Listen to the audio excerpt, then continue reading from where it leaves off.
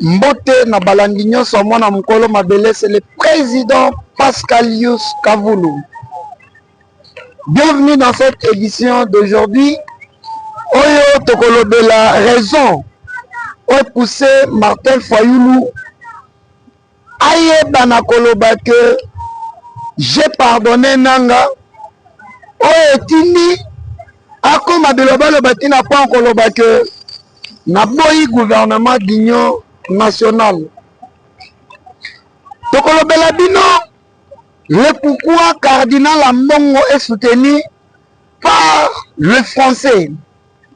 Pendant nini ba français bazo soutenir ya comme pape malgré ba déclasser candidature na ye niveau ya Rome.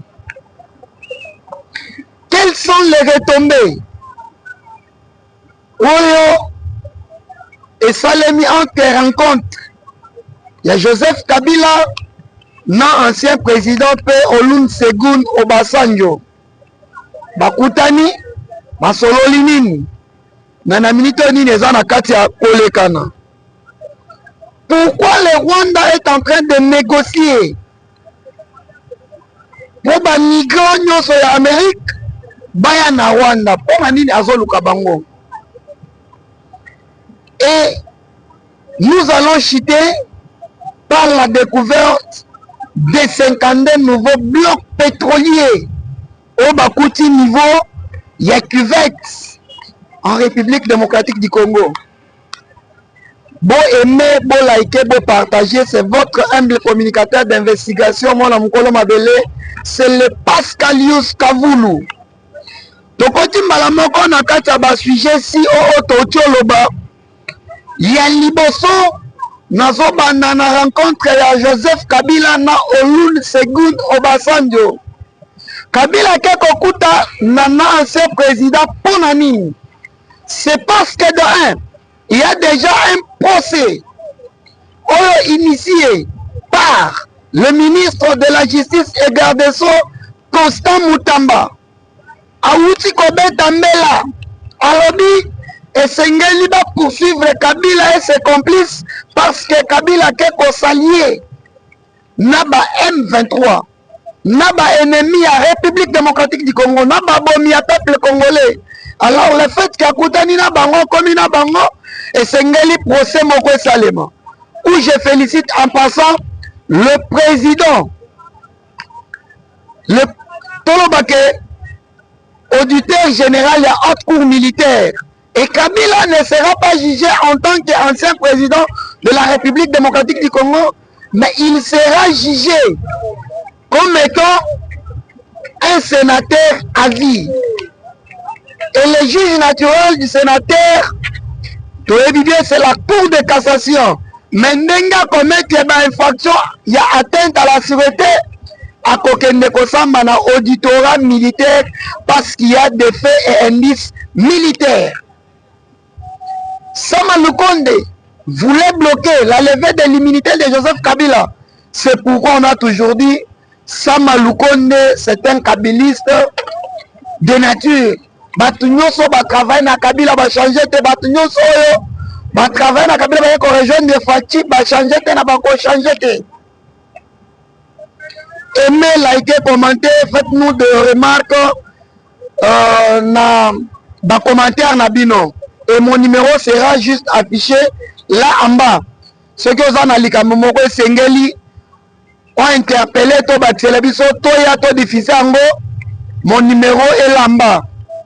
Comment la te comme Labiso, nous allons vous répondre dans de prochaines éditions. Alors, n'ayez pas initié procès pour Bakanga Joseph Kabila. Basengi déjà levé à humilité. Mais bon, mon acquis. L'affaire qui ne concernait pas l'église catholique, qu'on se retrouvait dans Qatar, dans la négociation, que non, nous voulons qu'il y ait un dialogue entre Congolais. Mais d'ici, aussi, il faut faire un dialogue entre Congolais, retourner à la République démocratique du Congo, beaucoup ça, là, dialogue, mais il y a juste un problème entre État et État. De mon église catholique, bazongi dessus. Bazoko Kolobate, Fayulu a mis dans le silence pour dire je soutiens pacte social. Or pacte social eza biloko oyo batamboli na mbongo ya Barwandais, mbongo ya baétranger, mbongo ya bato balingi peuple congolais te, mbongo ya bato balingi baboma bakongolais balingi koexterminer le peuple batou. Kabila kutani na Olusegun Obasanjo ayebisi ye ndenge banise procès oyo na kokoma na situation lokola nanga. J'ai beaucoup investi au Congo. J'ai donné les mains. Donc, mon nyonso nazwaki na toni na Congo. Nde bomoni Olusegun Abimi dans son silence après rencontre na Kabila pour na koyebisa peuple congolais, pour na koyebisa biso baike que non awa tozoloba esengeli bozonga na dialogue pour que kimie ya.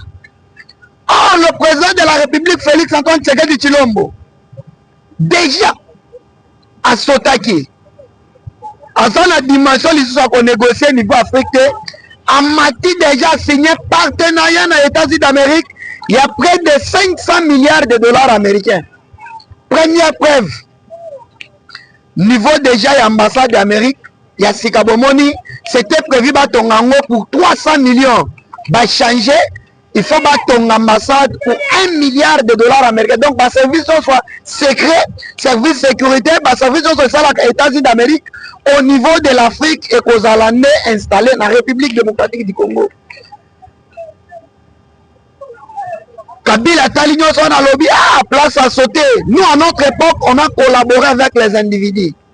Mais aujourd'hui, Fachi est en train de négocier pas avec les individus, mais plutôt en train de négocier entre États. Donc nous, on n'aura pas de la place.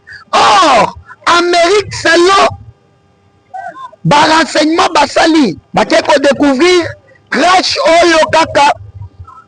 Quand tout maman qui a confié, ce n'était pas seulement quand tout maman qui est moko, il y avait aussi des sujets américains. On va confier na kata crash one.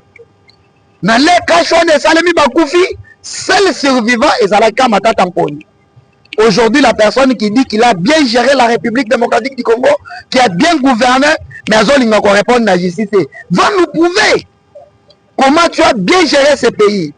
Comment, quand tu étais Premier ministre, le pays était bien géré. Explique-nous comment Oloni Masangu na Bukangalonzo, mais auquel qu'on récoltait université niveau à Kiri. Va nous expliquer. Nous sommes là en tant que peuple congolais. En tout cas, partagez, aimez, likez. Ces révélations, on n'a nulle part partagé, de sorte que Mountoumousou se place à Vandi, à Zara, peut-être dans la télévision, ayeba actualité, il y a Makamnyonso, et autres les manakats, il y a Mokanabiso, parce que tous en héritage Moussouté, tous en alors Moussousambe a pessimisté, Dieu nous a imposé la nationalité congolaise d'origine. Nana zamwana mukolo mabele parce que bakoko bakokolo na ngai bazana obango basalite pour lelo bisoto benga mabakongolais. Alors musala na ngai c'est défendre l'état congolais. Kabila kutani naye. Pourquoi aujourd'hui nanga sali plus de 5 lettres. O tindi libanda na bamboka mususu pona kosenga kende exil. Bayebisiye. Si quelqu'un qui a trahi sa propre nation, qu'est-ce qui va empêcher Qu'est-ce qui va empêcher de côté? Tellement que exil Nanga, tout le monde refuse. Aujourd'hui, Nanga qui voulait sauver le pays, Nanga est en train de chercher comment se sauver. Et les Congolais ont compris quelqu'un qui veut sauver le pays à Koko et le Bisso Barwandais, le Kola Musée.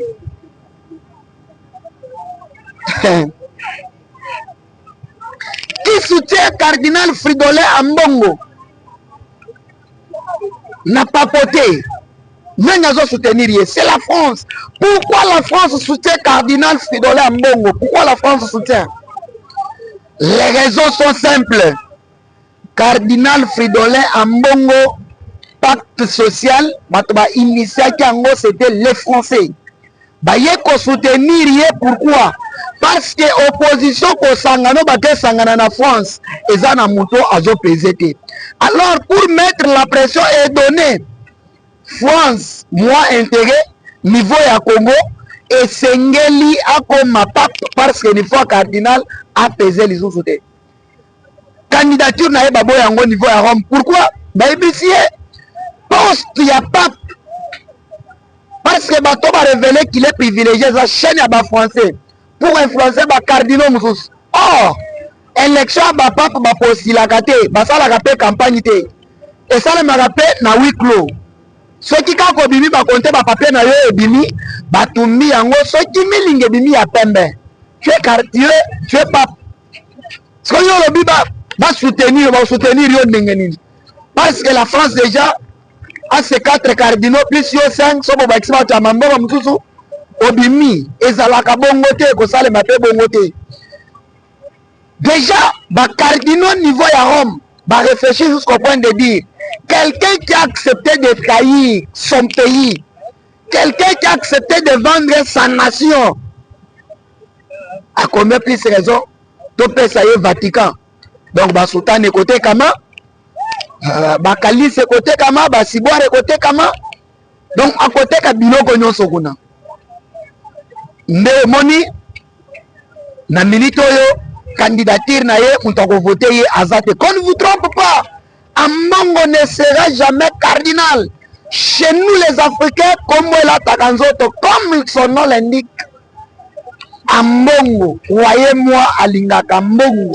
Lui d'abord, Ezalika Mouya, Mbongo. À part Mbongo, et le comme tout c'est ça. Donc on ne vous trompe pas, cardinal Mbongo est soutenu par la France, uniquement pour les intérêts de la France en République démocratique du Congo. Or, France abandonne jouer hypocrisie à Amérique. Azui mindu qui atindi na Ukraine, bango siko mindu qui est Ukraine te, ba pesi ba Rwandais pour que ba boma ba Congolais. Parce que Amérique aye ko silika pona nini? Amérique aye ko se rendre compte que na bitumba ya RDC ba bénéficiaires za ba Chine na ba musu bazo ya ko piller. Nga en tant que État américain nazo bénéficier le côté, mais un groupe d'individus américains ba ndo bénéficier na bitumba. Le groupe ya ba Hillary Clinton, ba Obama, ndenge bazalaka wana. Il n'y a pas si parce que il a fallu être un président à la tête de la République démocratique du Congo du nom de Félix Antoine Tshisekedi Tshilombo pour kokanako sala makambo ya boy. Donc au makambo il faut d'abord être un Congolais né de père et de mère pour tout anisa mindele pour ba mindele ba yebelo ko sala te ba yebeli sous sika ko bandela te. Il faut être un Congolais de père et de mère. Vraiment, bolongola na mitu na bino ke ambongo koko koma cardinal parce que muntu ateki mboka na ye moko muntu oyo mboka na ye moko azolinga ekende liboso ti atelemeli gratuité de l'enseignement abimisa ba ser moko na couvent au niveau ya limité. Donc un cardinal li atambolaka na S place minéré aza eza mais ba place musu lokola ba kasai wana dans les fonds fait akenda ko évangéliser te lelo un cardinal qui est incapable de maintenir na mutu na ye otobengi ba verset biblique mais na mutu na ye na makanisi na ye na minito biloko ni na yebi ezakaka tokota ndenge nini pour que pouvoir elongwa. Imaginez un cardinal qui se tient avec ses acolytes pour dire musala nyoto tozo sala ce n'est pas pour le président place mais président quoi musala nini yoko sala yo okuti déjà il est président mutu kaliboso tamona ngwa bien ye mutu asombeli yo. Donc ayebi bible te or Romains 5 elobi soyez soumis à vos autorités n'habitez pas autorité nini ba yebisi ye. Donc ce sont les autorités politico et administratives et non les autorités ecclésiastiques ndenge alingaki a changé makomi na lolenge na ye. Quelles sont les retombées ya Olusegun Segun Obasanjo na lobi déjà yango déclaration ya Martin Fayulu. La France, après avoir été rendu que na minute oyo Kabound a collaboré na France, a découvert que Kabound a quelques problèmes niveau pays na ye. Atali Mukwege, Batubabwakele déjà Mukomi. Atali Katumbi, qui n'est pas un Congolais. Atali Kabila déjà na makila na maboko. Atali nanga wa banda linga Simba, et Simba lisusu te. Na yaki kobenga tous les opposants niveau ya France pour que ba solo là. Ce qu'on a katia ma solo na bangole ba sololi. Ba se rendre compte qu'il faut to pesa muntu oyo nana koti rébellion te chance bapesi nani Fayulu nde moni première sortie à Fayulu tellement kasangani na bango lobi j'ai pardonné nanga mo pardonné nanga pona nini nanga saleli yo si les personnes oh, parce que batazo mifunda ngate maloba na bango batazo mifunda si nanga abando boma bandeko propre ya origine ya Fayulu est-ce que nanga le pardonner? Combien de familles le bakoufi? Combien de personnes le bakoufi? Vraiment aujourd'hui c'est tenir devant la presse pour dire n'a pardonné nanga et ça le fin du peuple congolais après avoir tué, après avoir violé, après avoir kosala bakamunyoso au basali à mabe, torturer nos les jeunes, faire entrer enrôler les jeunes dans l'armée sans leur consentement. Imaginez muntu atangi na ye aza ingénieur aza électricien azosunga batona kosala peut-être ba énergie banini yo kotie na armée na makasi armée muntu akotaka na volonté mais yo forcé oboyi babomi yo basali boye tala image wana oyo Corneille nanga avandisi si jeune babomi oyo na nzete basilisi babomi oyo qui peut soutenir qui peut pardonner nanga qui peut le pardonner ni tete la justice biso tozalaki à mesure ya nanga yawa tosali kamundele tosali boudin nyonso wana Martin Fayulu a prouvé à la face du monde qu'il n'est pas un Congolais, qu'il ne compatit pas avec le Congo. Parce qu'il y a la différence entre aimer le Congo et aimer les Congolais. Bah, nous allons nous rendre compte que ces gens ici aiment le Congo, mais balingi ba Congolais. Parce que aimer le Congo, ils ont kolinga ba richesse, ba minerai, mais aimer le Congolais, ils ont kolinga te Congolais souffrir. Mais quand tu aimes déjà, mon tazo faire souffrir ba Congolais, mon tazo ba Congolais, olobina l'immiscier, c'est-à-dire Martin Fayulu alinga kanaye Congo, mais alinga ba Congolais te. Parce que cela banda kolinga ba Congolais, il ne pouvait pas permettre même 2 minutes, mon tazo ba Congolais. So mutabongo so bopesi pouvoir à côté kanyonso akoboma akosala nyonso pourquoi parce que ye azala posa ya mbongo pona mboka na bango l'air to lobaka azala ka sénégalais bakachaka biso tembe mais depuis na kola nana mona te akufeli ni ndeko ni nani ngana mona ka Fayulu ndenge za wana nakalo yo kateo azana matanga ndeko na ye aujourd'hui alobi je pardonner nanga qui est ce Congolais dit à un monsieur ressortissant à Goma qui n'a pardonné nanga biloko nyonso esalemi wana c'est parce que eza Goma na Bukavu soki ezalaka na Ituri biloko wana basali yango na bandeko na ye propre na kati ya village na ye est-ce que nanga na Frank Djongo biloko wana soki ezalaka na lode est-ce qu'il pouvait venir s'allier na Corneille nanga et puis quelqu'un qui dit tu sais que dit photo boma batu combien. Quelqu'un qui vous dit photo bomba combien pour que ton négocier. Négociation exacte. Négociation exacte. Félicitations au président de la République. Grâce à votre diplomatie agissante, aujourd'hui Emmanuel Macron n'a pas de place.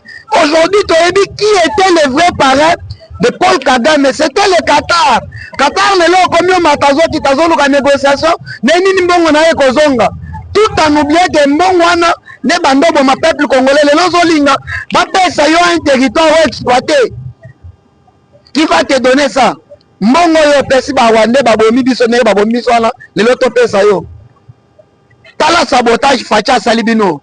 Et ça message fort.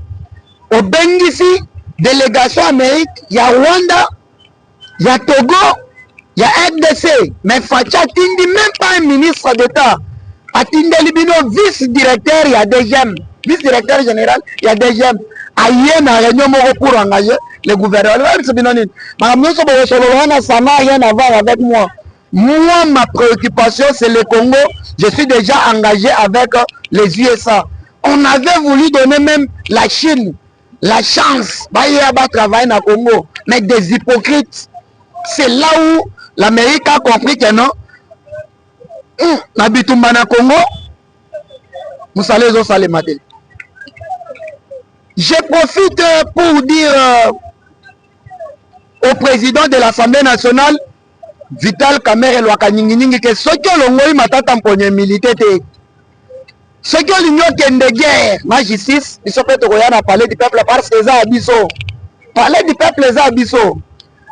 Et félicitations, ma professeur, révérend pasteur, Dieudonné Kamouleta. Il a prouvé de quoi il est professeur des universités. À répondre clairement par rapport à ma préoccupation, il y a Vital Kamerhe. Ah, pasteur Gilit, mbote place aux ans à Makamoto, le bas vraiment. Bon, l'article 151 d'Engezolopa. L'article 151 de la Constitution, qu'est-ce qu'il dit? Le pouvoir exécutif ne peut donner d'injonction au juge dans l'exercice de sa juridiction. Le pouvoir exécutif ne peut donner l'injonction au juge dans l'exercice de sa juridiction, ni statuer sur les différents, ni entraver le cours de la justice, ni s'opposer à l'exécution d'une décision judiciaire. À quitter l'alinéa D, le pouvoir législatif ne peut ni statuer sur des différentes juridictions, sur les différents juridictionnels, ni donner une décision de justice, ni s'opposer de son exécution. Attends, pour les Congolais militaires, combien de fois?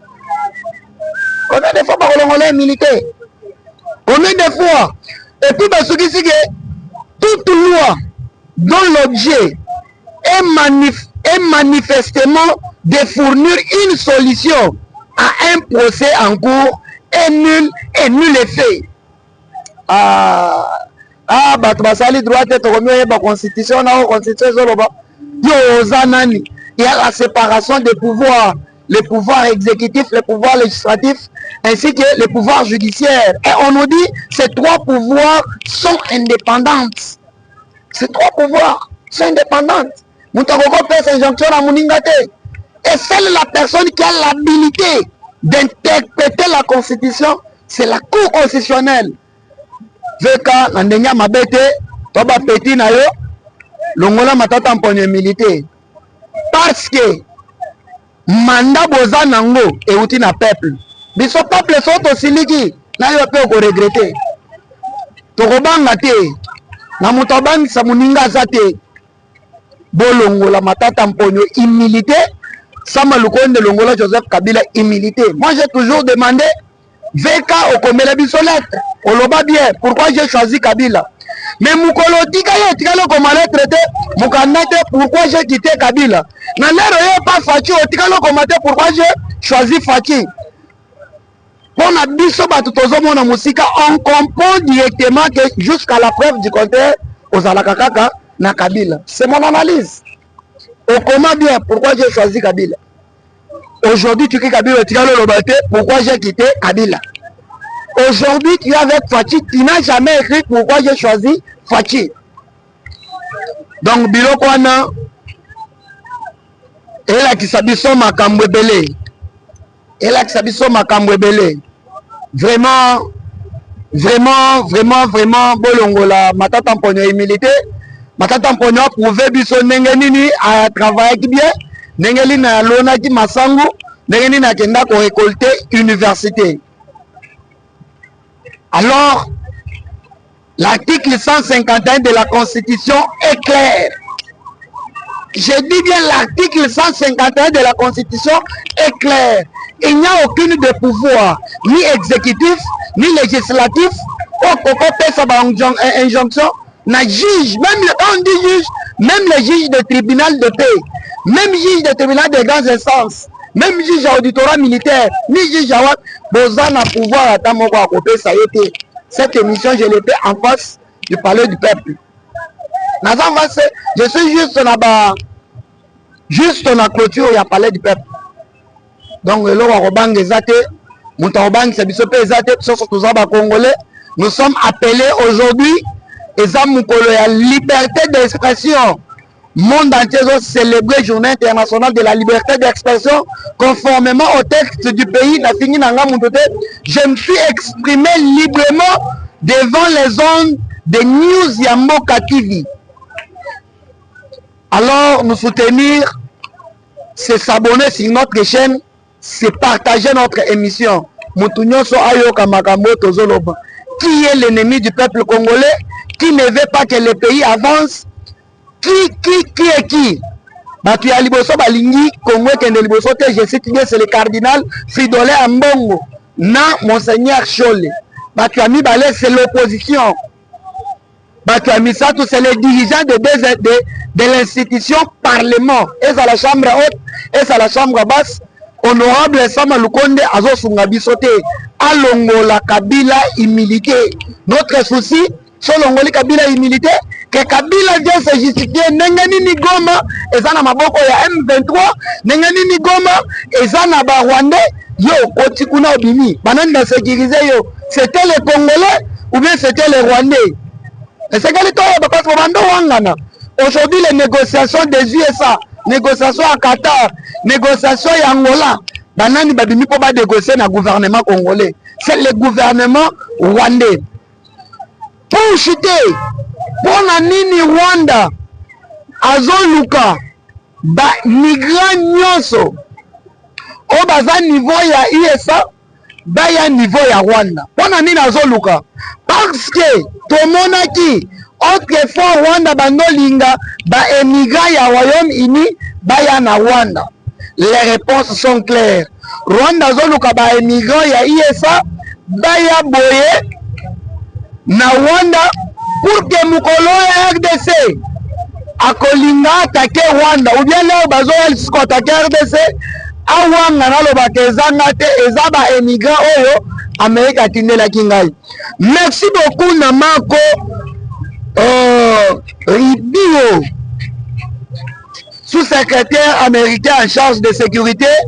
Déjà à lobby, il était clair à lobby, tokopé sa Rwanda ba émigranté. Tozoluka un pays sérieux. Alinga lobanini, le Rwanda n'est pas sérieux. Pour chuter, on a bino batu, aux organisations qui tombent, bazame moral, na Macron.